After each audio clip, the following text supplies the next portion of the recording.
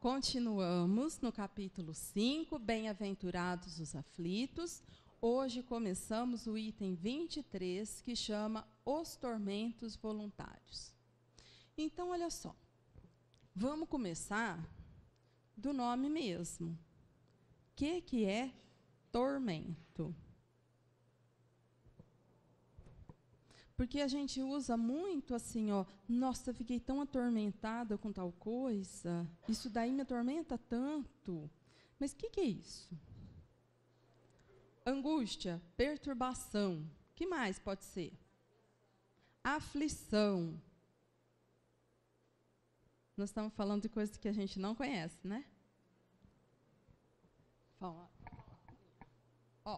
que é então? Vamos embora. Ato ou efeito de atormentar-se, sentimento de persistente dor física ou moral, pena, aflição, angústia.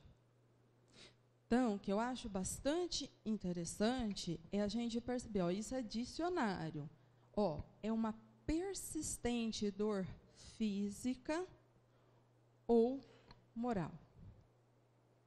E agora vai vir a importância da coisa.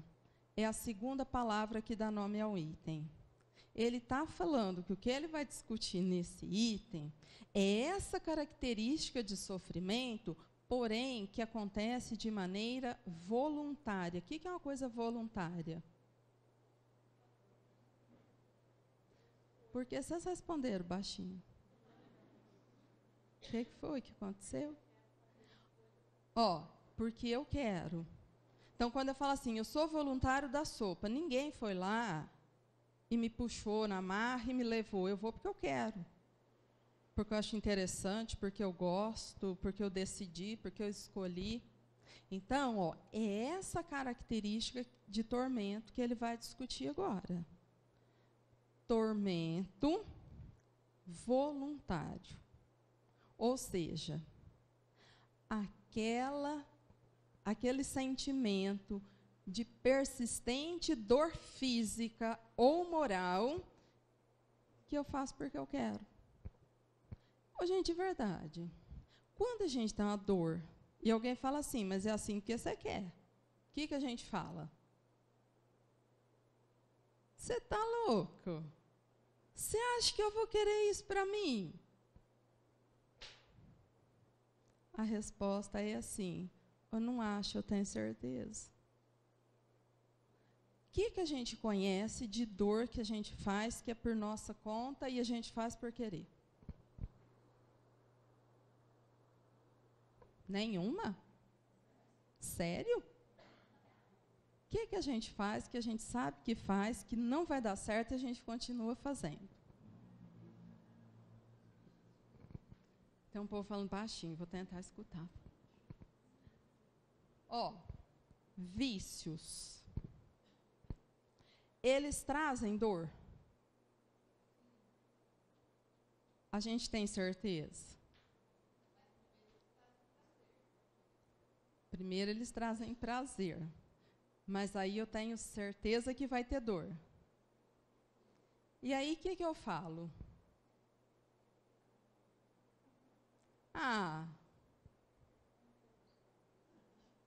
Como que para? É difícil, gente. Carne é fraca. Mas assim, tem muita coisa. Por exemplo, se eu falar assim para vocês, quando a gente tem muita raiva de alguém, isso atormenta. Eu fico perturbada. Muitas vezes eu posso até parar de dormir por isso. Vocês concordam comigo ou não? Vocês conhecem uma coisa que fala assim, mas não vou dar o braço a torcer. Então, eu sei que isso está me perturbando a ponto de desestruturar o sono, eu não durmo bem mais, eu não fico bem, mas eu estou falando assim, e não vou mudar nada, vai ficar desse jeito. A gente faz isso ou não? Que bom. Então, esse tipo de tormento encaixa no voluntário. eu sei o que me faz mal, mas eu vou fazer. E isso a gente faz muitas vezes com as mais variadas coisas, de maneira persistente. Então, olha só, quem já falou isso assim? Isso aí me dá uma azia, mas eu estou com vontade, vou comer. Eu sei que vai doer. Eu sei que vai me atrapalhar, mas eu vou fazer de novo. Então, olha só, eu desconheço que aquilo, a consequência é dor? Não, eu sei que é, mas eu falo que eu vou fazer de novo. Então, olha só, azia é um tormento totalmente voluntário. Eu já sei o que faz aquilo doer, e eu continuo. Então, isso a gente vai aplicar, por isso que eu coloquei ali, é físico, mas é moral. Eu sei muitas coisas que me atormentam, mas eu preciso decidir se eu vou continuar fazendo ou não. Porque se eu continuar, eu também já sei que a consequência disso é dor. E aí, não tenho o que eu falar, porque eu decidi que eu quero fazer isso. Só que eu sei que disso a consequência é dor. Então, tudo certo. Pronto. Entendeu? Então, assim, é nessa clareza a discussão desse item. Então, vamos lá. O homem está incessantemente em busca da felicidade que lhe escapa sem cessar. Porque a felicidade sem mescla não existe sobre a terra. Então, aqui é um ponto importante, porque, na verdade, quando a gente faz essa pergunta, realmente, todo mundo quer ser feliz. Esse é um fato. Então, ele já está avisando, porque ele afirmou, a felicidade pura, sem mistura, não existe na terra. Então, é como se falasse assim, não perde nem seu tempo procurando, porque você não vai achar. Isso não tem. Quando trabalhamos isso da outra vez, a gente fez o seguinte conceito. Felicidade é uma coisa que se estrutura de forma coletiva. Paz se estrutura de forma individual. Eu posso estar com a minha consciência em paz, mas eu não consigo ficar feliz se alguém que eu gosto estiver sofrendo. Eu estou em paz porque eu fiz tudo o que eu podia por essa pessoa. Então, eu não tenho em mim uma coisa que me deixa aflita, atormentada, porque eu estou em paz, eu fiz o melhor que eu podia. Mas eu não consigo ficar feliz quando alguém ao meu lado sofre. Então, quando ele fala assim, não existe felicidade sem mescla, é aqui na Terra. Porque a gente vai ver que tem uma característica de mundo que chama mundos felizes. Lá, onde é o império do bem, os espíritos são felizes, porque ninguém é atormentado. Todos eles já se identificaram com a lei de Deus e seguem a lei. Então, não tem dor. Então, eu consigo ficar verdadeiramente feliz, porque nenhum dos meus próximos estão em dor. Então, eu posso ficar feliz. Mas, quando eu estou aqui na Terra, eu acabo de fazer uma coisa, fiquei feliz. A hora que eu olho para o lado e vejo a dificuldade, o que acontece com a minha felicidade? Acaba na hora. Mãe tem essa experiência intensamente. Por mais que a gente esteja bem, enquanto os filhos não se resolvem, a gente fica com aquela coisa que não passa aqui. Então, assim, tudo bem que eu estaria numa fase da minha vida tranquila, mas quem eu gosto ainda não está. Como é que eu vou falar que eu estou feliz? Então, eu estou feliz? Relativamente, sim. 100% feliz? Não dá. Não consigo. Por quê? Porque tem muita gente à minha volta com muitas questões. Então, por isso que isso é importante. Eu preciso ter essa certeza. Porque senão eu vou passar a vida procurando uma coisa que não existe. E aí eu vou gastar um tempão procurando algo que não tem. Entretanto, apesar das vicissitudes que formam o cortejo inevitável desta vida, poderia, pelo menos, gozar de uma felicidade relativa, mas ele a procura nas coisas perecíveis e sujeitas às mesmas vicissitudes, quer dizer, nos prazeres materiais, ao invés de a procurar nos prazeres da alma, que são um antegozo dos prazeres celestes, imperecíveis. Então, agora, ele vai começar a discutir o seguinte: essa felicidade relativa, eu até vou encontrar, mas eu preciso ter um cuidado. Eu só vou encontrar nas coisas que eternizam, nas conquistas do espírito. Porque qualquer outra coisa passa depressa demais. E qualquer coisa material que a gente conquiste, a gente conhece. Então, quando alguém falou do vício, é fato, o vício me dá prazer. Por quanto tempo? É muito pouco tempo. Por isso que ele vai intensificando. Eu preciso cada vez mais dele, porque dura muito pouco. Mas qualquer outra conquista, quanto tempo dura a felicidade da conquista do tal do carro novo? Ó, primeiro risco, primeira parcela, primeira desvalorização. Aí o mercado não aceitou bem e o que pegou foi o concorrente. O que virou aquela felicidade de um dia? Vira um desgosto, uma vontade de livrar daquilo. Ó, então, assim, foi muito pouco. Então, ele fala, ó, se procurar em conquistas materiais, não vai achar de jeito nenhum. Então, essa felicidade ainda relativa, eu vou encontrar nas conquistas do espírito. Por que relativa? Gente, olha, eu aprendi a perdoar isso. Mas esse é o tamanho do perdão? Não é. O que vai acontecer daqui a pouquinho? Eu vou achar a lição que é um pouquinho mais complexa que essa. Aí, a minha felicidade dá aquela balada.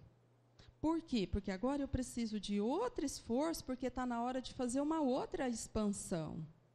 E isso é necessário. Então, ficar o tempo todo na felicidade do mar de rosa não existe. Então, eu gostaria que, mas isso não é realidade. E não é nem possível que seja assim, dado o tamanho da minha limitação.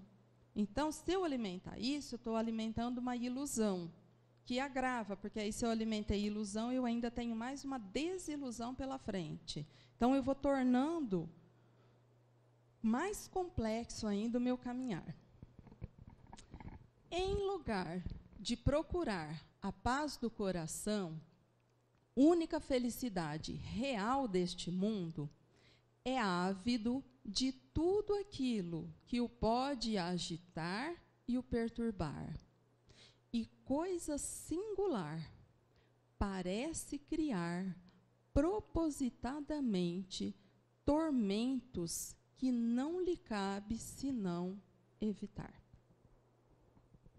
Olha só, como vai ficando uma coisa difícil. A gente quer cada vez ter mais coisa. Mas eu quero ter, não era para ficar escondido, era para mostrar. Aí eu mostro. Quando eu mostro, eu viro alvo de ataque. Vira um tormento na minha vida isso. E aí ele fala assim, ó, devia ter procurado na paz do coração, mas eu busco tudo que vai me agitar e me perturbar. E aí eu arrumei tormentos que me cabia evitar. Então, olha só, eu faço coisas que depois me deixam perturbada, agitada, com medo, achando que a violência... eu vou ficando num estado bastante difícil. E aí a gente fala assim, ó, mas eu não tenho direito? Você tem direito de fazer o que você quer. Porém, tudo que eu faço tem consequência. É uma regra assim. Simples assim mesmo. Então, eu preciso pensar, de fato, o que eu estou procurando. O que eu quero. Porque, senão, eu não penso em conquistas que me tragam paz de coração, paz de consciência. Eu penso em conquistas que envolveram duelo. Que eu precisei ser melhor que o outro. Eu precisei exercitar a minha força e o meu egoísmo. Só que isso tem consequência. E a consequência é que eu vou ficar bastante aflita. Isso vai me perturbar. Mas eu poderia ter evitado. Mas eu não quis evitar. Por quê? Porque eu queria fazer isso. Tudo bem, eu posso fazer. Ninguém vai me impedir. Então, para isso, a gente pode aplicar nas mais variadas coisas. Então, olha só, quando alguém usa um tom áspero comigo, se eu quiser, eu posso responder para essa pessoa, mas a minha resposta vai ter consequência. Então, assim, o que ela fez comigo é um problema dela, a consequência é dela, mas o que eu fiz, a consequência é minha. Então, se a minha escolha é revidar, deixar que vibre em mim a raiva, a violência, eu sei, eu posso. Porém, isso tem uma consequência. E que fatalmente é uma consequência que, como todo vício moral, o primeiro momento é de prazer. Veio com quente, saiu com dois fervendo. O problema é que, a hora que passa o efeito, aí eu falo assim, agora isso vai me dar uma dor de cabeça para resolver? Nossa, agora, não, Então, esse tormento é meu. Mas por que ele aconteceu? Eu não sabia que revidar dá problema. Eu sabia, mas eu escolhi. E eu fiz, e agora a consequência é minha. Por isso que ele fala, esse é voluntário, você que escolheu. É desse que ele está falando. E isso a gente vê muito nos outros. A pessoa não se esforça, aí o que acontece com pessoa que não se esforça? Eu estou vendo isso no outro. A pessoa escolhe não se esforçar. Quem está de fora já lê a consequência. A consequência é essa. Que bom, eu vi no outro. Agora, qual é a minha parte de tormento voluntário? Esse dá trabalho, porque eu preciso descobrir em mim, para eu pensar se eu estou fazendo uma escolha acertada. Porque senão eu vou ficar apontando para o outro e aí isso não serve para nada também. Tá. Então, até aqui ficamos bem com a história do que é tormento voluntário? Bem não é o termo, né? Entendi. Também não fiquei, não, mas tudo bem, faz parte. Então é o seguinte. Nós vamos agora ler a história do mancebo rico. Eu já falei dela algumas vezes. Ela vai estar lá para frente do Evangelho, no capítulo Não se pode servir a Deus e a Mamon. Então, primeiro eu vou ler a citação tal qual, está lá em São Mateus, São Lucas. Depois, no Primícias do Reino, Amélia Rodrigues faz a mesma narrativa, mas é como agora, se ela fizesse o seguinte, a história acontece aqui, ela se coloca no lugar do moço e conta o ponto de vista dele. Por quê? Porque ele conta a história com o filtro dele. Mais ou menos assim. Quando a gente discute com uma pessoa, se a pessoa contar a história, a versão é uma. Quando eu conto a história, o que acontece? Fica outra coisa. Por quê? Porque a pessoa conta do ponto de vista dela. E eu vou contar o que eu fiz a partir do meu ponto de vista, do que eu senti, de qual era a minha dificuldade, e vou querer falar por que eu reagi daquela forma. Então, eu acho que isso é interessante, porque quando ela faz isso, ela vai nos auxiliando a perceber o que atormentava esse moço. E por que ele decide fazer isso. Tá? Então, agora eu preciso de que vocês me ajudem. Eu tentei resumir o máximo que deu, mas, infelizmente, são muitos slides. Então, nós vamos tentar ir junto para ver até onde dá. Então, ó, essa parte é a que está no Evangelho. Eis que um mancebo, dele se aproximando, lhe disse: Bom mestre, que bem devo fazer para alcançar a vida eterna? Jesus lhe respondeu: Por que me chamas bom? Bom, só Deus o é. Se queres entrar na vida, guarda os mandamentos. Perguntou-lhe o mancebo: Quais? Respondeu Jesus: Não matarás, não cometerás adultério, não furtarás, não darás falso testemunho, honra o teu pai e a tua mãe, e ama o teu próximo como a ti mesmo. Retrucou o mancebo: Todos esses mandamentos tenho guardado desde a minha juventude. Que mais me falta? Disse Jesus: Se queres ser perfeito, vai, desfaze-te do que tens, e depois vem e segue-me. Ao ouvir essas palavras, o mancebo se retirou triste, porque muitos eram os bens que possuía. Disse então Jesus aos seus discípulos: Em verdade vos digo, que difícil é um rico entrar no reino dos céus. Digo-vos mais ainda, é mais fácil passar um camelo por um fundo de agulha do que um rico entrar no reino dos céus. Ouvindo isto, seus discípulos, muito espantados, perguntaram: Quem pode então ser salvo? Jesus, fitando neles o olhar, disse: Impossível é isto para os homens, mas para Deus tudo é possível. Eu coloquei essa citação até o fim, porque todos nós já vimos esse "para Deus tudo é possível" ser usado de maneira inadequada muitas vezes. Como se o possível de Deus fosse dar dinheiro e ficar fazendo milagre, sem perguntar de sentimento.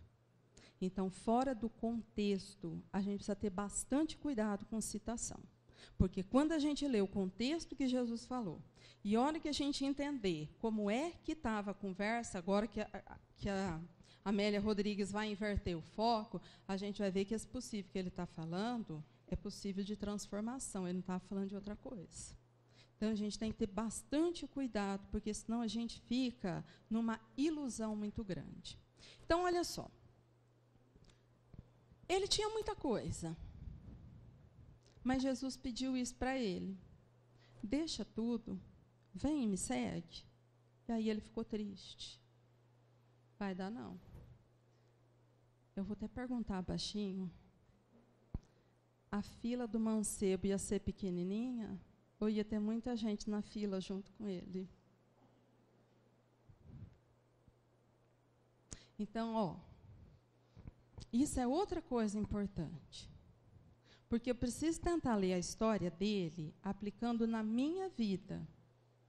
Porque senão, vocês vão ver daqui a pouco que a história é a seguinte: esse moço é forte e bonito, ele vai para a corrida de biga, e a gente vai falar assim: credo, que é corrida de biga? Nem sei o que é isso, essa história não serve para mim, não. Então, porque hoje a gente não vai na corrida de biga, a gente vai na Fórmula 1, vai assistir MMA, vai no campeonato do CrossFit, na corrida da emancipação e do empoderamento da mulher. Não é?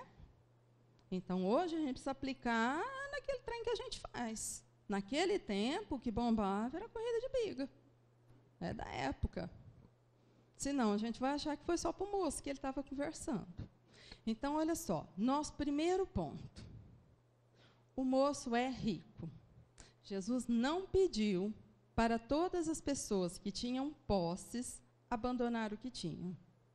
Pediu só para ele. Por que será? De verdade, a minha impressão quando eu leio isso é assim, o moço não estava de má vontade. O moço, para ele cumpria todos os mandamentos. Então, ele achava o seguinte, então, se eu fizer isso, já está tudo certo? E para ele era isso. E Jesus entendeu que era isso. Ele não tinha clareza de nada. Então, Jesus faz uma pergunta que dá uma pressionada nele. E na pergunta, olha que interessante, ele fica triste. Ele fala, isso aí não. Aí não vai dar. Porque olha só, né, se fosse na época de hoje, Jesus falasse assim para ele, então tá, você me dá 50 cesta básica todo mês? Ele ia falar, pois não, Senhor, está tudo certo. Para ele ia ser tranquilão. O moço era rico. Mas Jesus não pediu isso para ele. Falou assim, deixa tudo, vem comigo. Aí o moço ficou triste. Então, eu tenho que perguntar para mim, o que a vida já me pediu? Que a consciência falava assim, faz. E aí eu olho para aquilo e faço assim, isso não. Isso eu não quero. E tem muita coisa. Então, as coisas que a gente fala assim, mas é tão legal isso, eu gosto tanto, por que não pode? Pergunta não é por que não pode, você pode fazer tudo. A pergunta é, por que isso? Abala o meu sentimento. Quer ver que o moço estava só assim, só tirando 10. A hora que falou, deixa tudo, ele fez assim, murchou. Ficou triste. Isso abalou. Então, eu tenho que pensar isso em mim, porque senão eu não vou descobrir. Disse Jesus, se queres ser perfeito, vai, desfaze-te do que tens, e depois vem e segue-me. Essa foi a frase que apertou o moço rico. Na narrativa da Amélia, ela fala que isso virou eco na cabeça dele. Ele ficava escutando isso o tempo inteiro. Vai, desfaz de tudo, me segue. Gente, agora vocês imaginam a intensidade desse negócio. Porque olha a situação. Ele chega todo distraidinho e dá de topo com Jesus. Imagina a vibração e a imantação amorosa desse espírito.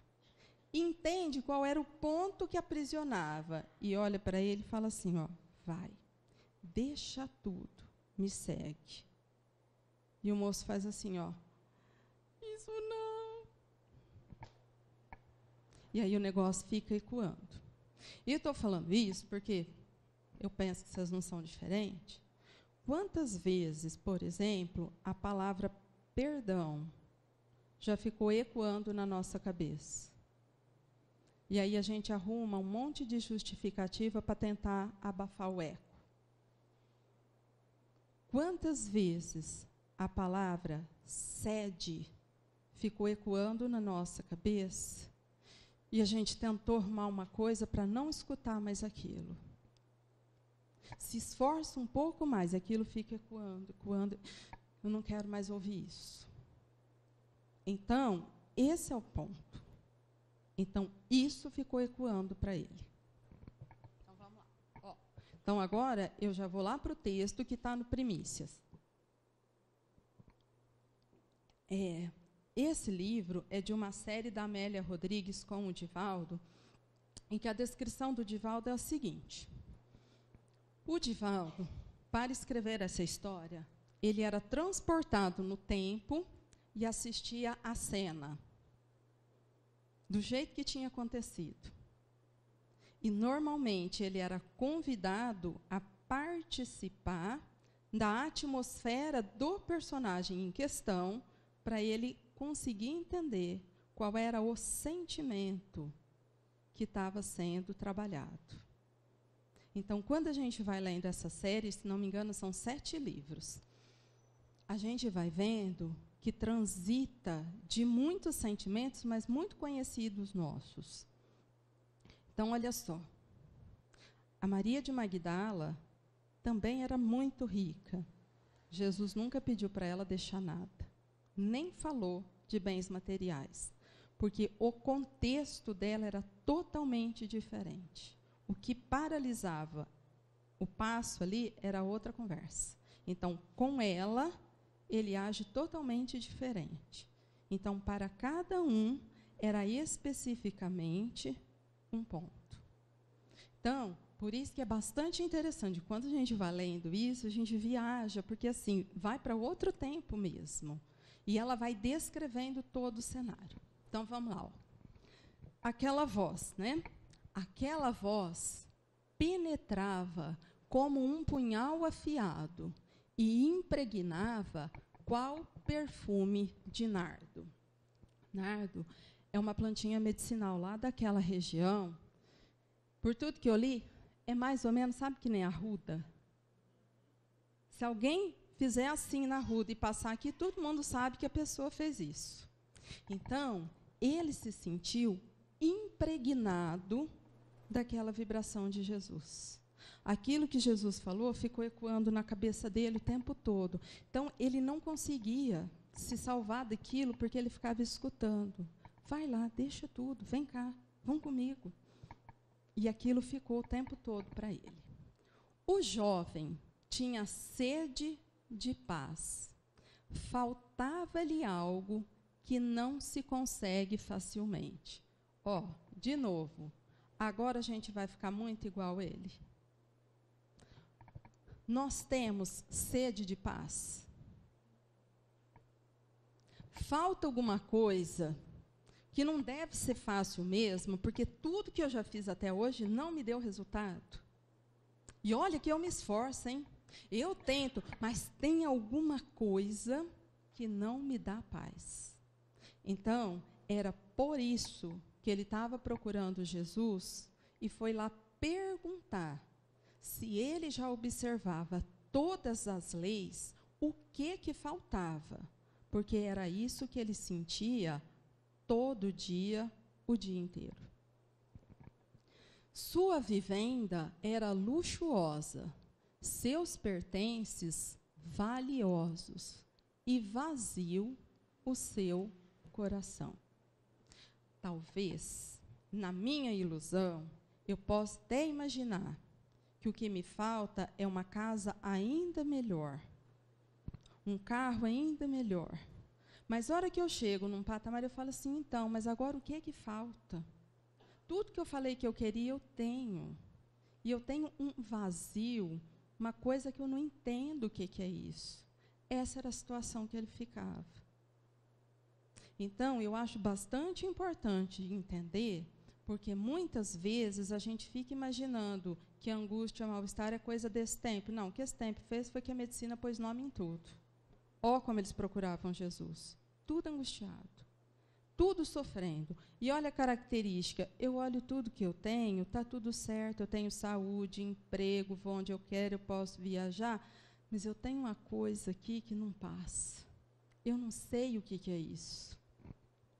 Conquanto a juventude cantasse alegrias e festas em convites constantes ao prazer, no corpo ágil e vigoroso, acalentava melhores aspirações, se disputava a posse total da paz. Então, ó, era um jovem como os nossos. Muitas festas, muitos convites, né, participar de coisas bastante prazerosas, mas a luta dele pela paz precisava agora de outro rumo. E ele não entendia muito bem o que era. Era mais do que um tormento essa necessidade. Não que desejasse a tranquilidade aparatosa dos fariseus, ou repouso entorpecente dos mercadores opulentos, nem a serenidade enganosa dos cambistas abastecidos, ou a senectude vitoriosa dos conquistadores em aposentadoria compulsória. Buscava integração harmoniosa, mas não sabia em quê.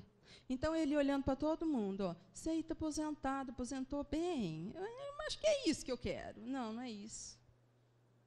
Ó, o cambista ganha dinheirão fácil, né? Faz o negócio render. Mas não é isso que eu quero.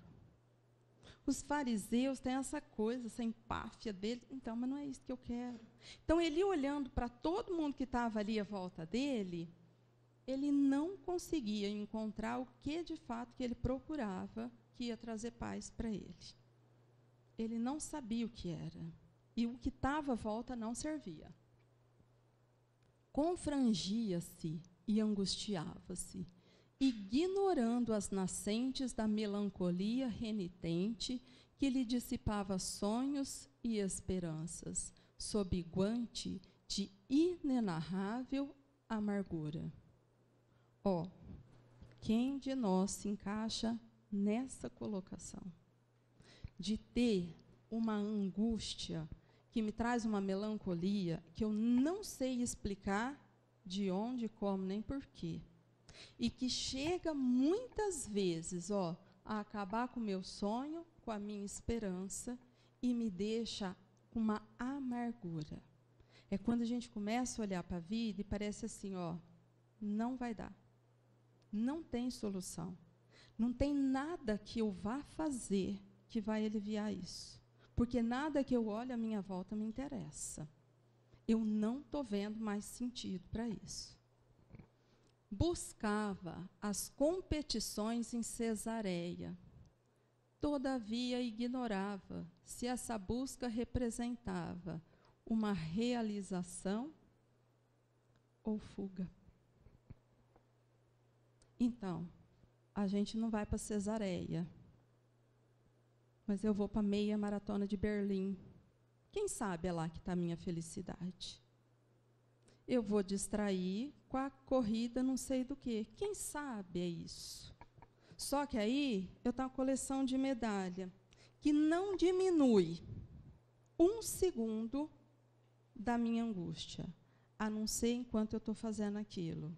Então, eu vou ter que fazer aquilo cada dia mais, até que aquilo torne um vício. Infelizmente, eu falei hoje de quem corre, mas, ó, é para quem joga, é para quem treina, é para quem come, é para quem fuma, é para quem usa droga, é para qualquer coisa que serve como fuga.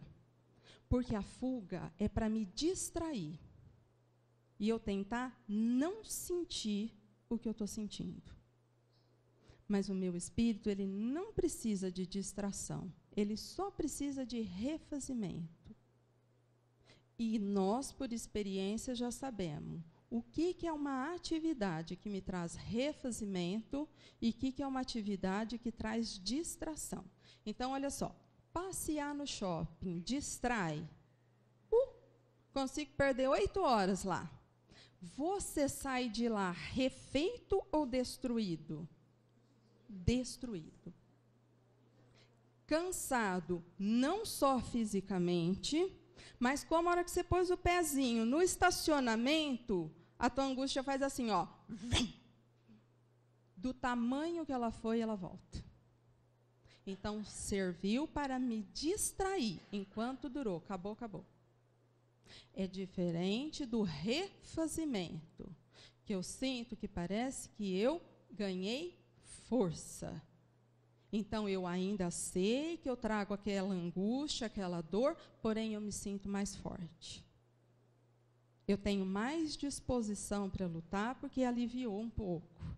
Não porque a dor encolheu, mas porque minha força aumentou. Foi um descanso que refez a minha alma. Ó, são situações que a gente já conhece, e elas são muito diferentes. A meiguice e a ordem daquela voz, enunciada por aquele homem, ecoavam como cascatas em desalinho nos abismos do espírito. Interiormente gritava: irei contigo, Senhor, mas vê se não é a nossa situação. Amanhã eu vou fazer tudo diferente, mas primeiro eu preciso resolver tal coisa. Não, gente, olha, eu vou lá resolver isso, mas depois que acontecer tal coisa. Então, ó, ele sabia, dentro dele tinha essa resposta para a pergunta de Jesus. Eu vou, mestre, eu sei que eu devo ir, mas vocês conhecem os tempos que a gente coloca? Pode ser quando eu aposentar, pode ser depois que meu filho casar, pode ser depois que meu neto nascer, pode ser. Aí eu nem sei falar o que eu estou esperando, mas eu vou tentar postergar. Hesitava sim, e a hora não comportava dubiedades. Ó, essa frase é fundamental. Então vamos pensar. O que é um moço estar hesitante? Ó, mas quando eu começo a hesitar, é porque o que já aconteceu dentro de mim? Ó, eu já entendi onde eu tenho que ir. Eu tenho que ir aqui, mas eu gosto daqui. Aí eu fico assim, então, mas não pode, fica aqui. Ó, ele ficava assim. E aí, lá naquele tempo, ela já avisa, ó, essa hora não comporta dubiedades. Você não tem duas opções, é uma só.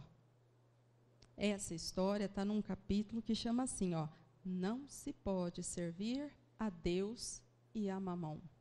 Eu não tenho essa possibilidade. Ou é uma coisa, ou é outra.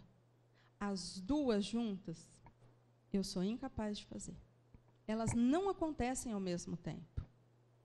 Então, olha só, o tempo não é de dubiedade, desde a vinda de Jesus. Só faz 2017 anos, quase 2018. Você é cristão? Mais ou menos, bem, mas... Ó, isso não existe. Ou eu sou, ou eu não sou. Sou mais ou menos, não tem. E a gente, para tentar iludir, a gente quer falar assim, mas não dá para ser toda hora, né? O mundo não funciona dentro da casa espírita. O mundo é outra coisa. Mas é isso que você veio fazer aqui. Se preparar para outra coisa mesmo. Você não vai viver aqui dentro. Mas eu preciso decidir. Porque se eu falar para mim que eu sou e eu não sou, eu construo uma ilusão e aí eu vou ficar igual o moço. Eu tenho uma angústia, um vazio, uma coisa dentro de mim que eu não acho resposta. E o pior, agora o remédio não está dando conta de mim. Então, agora acho que é trocar de religião. Aí eu troco de religião. Não, também não deu certo. Então, agora é trocar de país. Não, também não deu certo. Então, agora eu vou ficar transitando em coisas e fazer o mesmo caminho desse moço. Eu não acho o que é que me deixa nesse estado. Então, isso é uma coisa importante, ó. Não dá para ser duas coisas. Eu tenho que escolher uma. E definir o que é essa uma que eu sou. Porque senão eu não vou entender. Aí ele diz, ó, permite-me primeiro competir em Cesareia, logo mais, disputando para Israel os triunfos dos jogos. Então, por que ele não queria seguir Jesus segundo ele? O que ele queria fazer primeiro? Ele queria ir para Cesareia, porque ele ia disputar. Amanhã eu começo. Se a minha resposta para vocês, amanhã eu começo, hoje eu não sou, eu não faço. Por quê? Porque eu não estou ligada a isso, eu sou de outra coisa. Então, quando eu falo assim, eu sou cristã, então, mas você vai perdoar? Amanhã eu faço. Eu estou falando, não sou. Porque o cristianismo fala para perdoar e eu estou falando que eu não vou fazer. Eu vou fazer primeiro outra coisa. Então, de outra coisa tem outro nome. Não é isso. E tem que ter uma definição. Porque se não define, a gente fica perdido. Hoje isso está na moda. Isso aí, gente, olha, Jesus fazia isso lá no ano. Está tão na moda que o pessoal que trabalha com PNL agora tem um viés da PNL que chama coaching. Vocês conhecem esse trem? Conversa com coaching sem definição para vocês verem o que eles fazem. Hora e dia. Quanto? Que hora? Como? Por quê? Porque o que a PNL fala, que a programação neurolinguística, sem definição nada acontece. Quem não se define, retarda o passo. Por quê? Porque se é amanhã que eu começo, mas amanhã, que dia que é amanhã? Eles falam, não, amanhã não, porque amanhã é amanhã de novo. Então, dia e hora. Como, quando, por quê? Então, assim, tudo tem que ficar bastante definido e especificado. Então, ele já estava sendo conduzido para entender.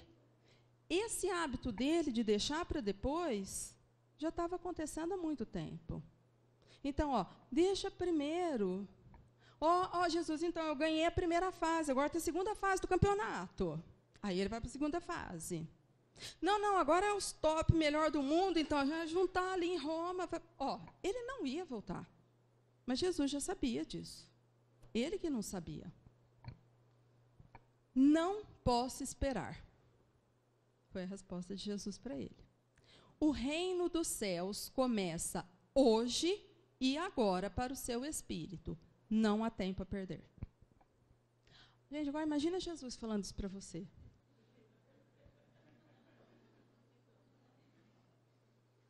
Gente, eu entendo essa tristeza, tem um monte de gente que vai me ajudar aqui. Sabe quando você vai na nutricionista? E ela fala assim, hoje e agora começa. Já diminui tudo. Você fala assim, uma despedida. 2 dias para segunda, na segunda a gente começa, pode ser? Gente, mas dá tristeza mesmo. Então, vê bem, não é fantasiosa a tristeza desse moço, não. A gente conhece a tristeza. O que eu quero fazer? Alongar a minha dificuldade. Por quê? Porque o meu vício é prazeroso. E o que Jesus está chamando ele para uma implantação do reino de Deus nele. Então, você não tem mais tempo para perder, é agora. E agora significa, daqui para frente é assim. Cesareia. A disputa, Senhor, um pouquinho só. Entendeu? Então, assim, se eu não segurar e pôr um limite, se não tem um limite aqui, eu vou tentar repetir. Eu não vou, é vício. Aguardei muito essa ocasião, e ela se avizinha, com a chegada do período das competições. Exercitei-me, contratei escravos que me adestraram, comprei 2 parelhas de fogosos cavalos por uma fortuna. Os jogos estão próximos. Agora, o que ele começou a fazer? Justificar, para acalmar a consciência dele, que já estava gritando. Então, ele já começou a justificar. Não, mas tem um pó de Nutella aberto lá em casa, gente. Vai estragar. Segunda. Eu vou tentar justificar alguma coisa interessante.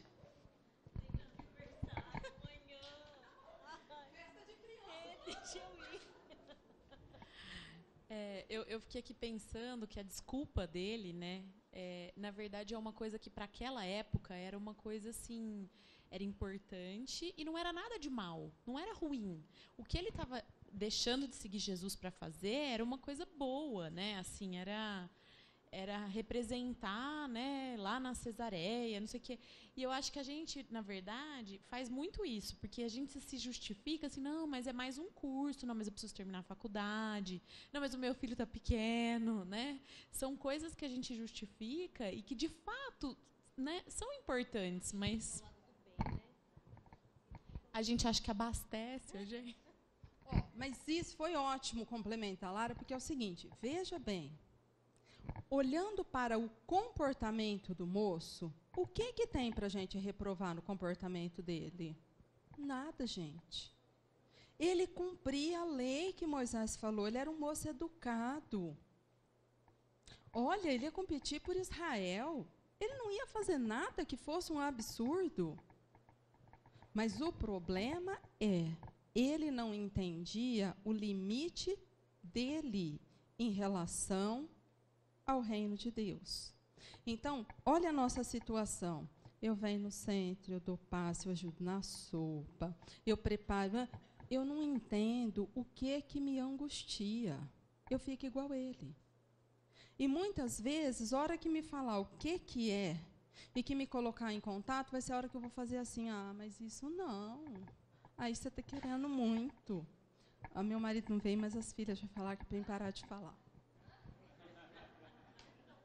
Eu ia aproveitar que ele não está aqui hoje, mas elas já acabaram com a história. Então, isso vai ficar para a gente pensar, porque aí a gente vê o final da história dele a semana que vem, cenas do próximo capítulo. Não vou contar o que acontece com ele, senão vocês não veem. Mas para a gente pensar nisso, né? Quanta coisa boa a gente faz. Última coisa, prometo. Isso que a Lara falou é tão sério, que outro dia eu estava conversando com uma pessoa, gente, assim, eu tenho que disfarçar, mas eu não consigo muito.